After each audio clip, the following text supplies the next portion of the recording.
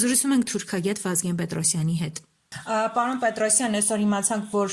10 օրով բաց կլինի հայ-թուրքական սահմանը, սա բացի բուն նպատակից, որի մասին հրապարակային ասվում է, առհասարակ ինչ է նշանակում Հայաստանի համար, եւ մենք գիտենք, որ միշտ սահմանը բացելու համար Թուրքիան Հայաստանի առաջ իր նախապայմաններն է դրել։ Այս դեպքում ինչ նախապայմաններ կարող է դրած լինել, որոնք Հայաստանի կողմից բավարարված կլինեն։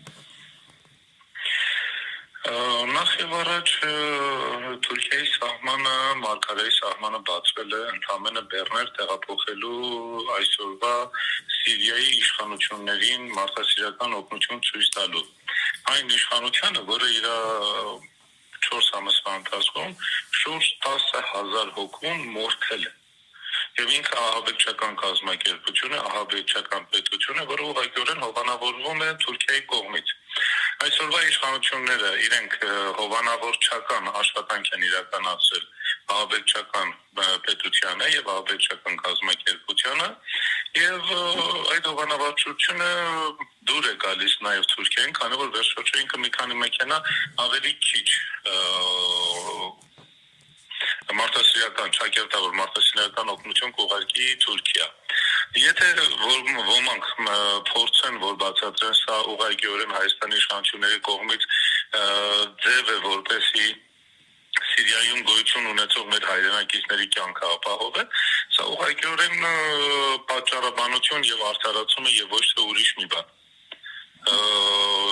Սա է խնդիրը։ Մենք այնտեղ ուրիշ խնդիր չունենք, Հայաստանի իշխանությունը այսօր ուրիշ խնդիր չի իրականացնում։ Այսօր մենք տեսնում ենք Եվրոպան իր երկակի քաղաքականությունն է վարում նաև Սիրիայում։ Նախկին իշխանության կողմից, Ասադի կողմից այդքան ալավիներ եւ մնացած մարդիկ չէին կոտորվում։ Եվ իրենք ամենափոքր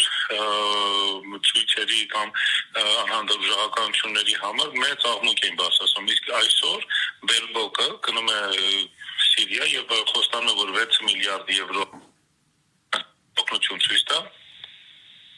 Միայն այն բանով, որ իրենք հակառուսականությունը կամ հակաիրանական աշխատանքներ իրականացնեն իրենց տարածաշրջանում։ Նիկոլ Փաշինյանն էլ նույն քաղաքականության մաս է հիմա կազմում։ Մեր բարեկամ պետությունը Իրանի Իսլամական Հանրապետության նկատմամբ հակածրագրերին է ինքը մասնակցում, եւ սա չի կարող չնկատվել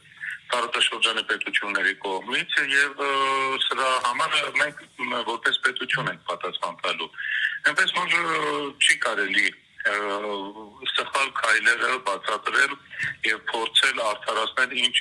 ճակերտավոր մարդասիրական անվան տակ։ Պարոն Պետրոսյան, այսինքն ստացվում է, որ այսօր Հայաստանը ոչ թե մաս է կազմում մարդասիրական գործունեության, այլ լրիվ հակառակի եւ Թուրքիայի օգտին։ Այո։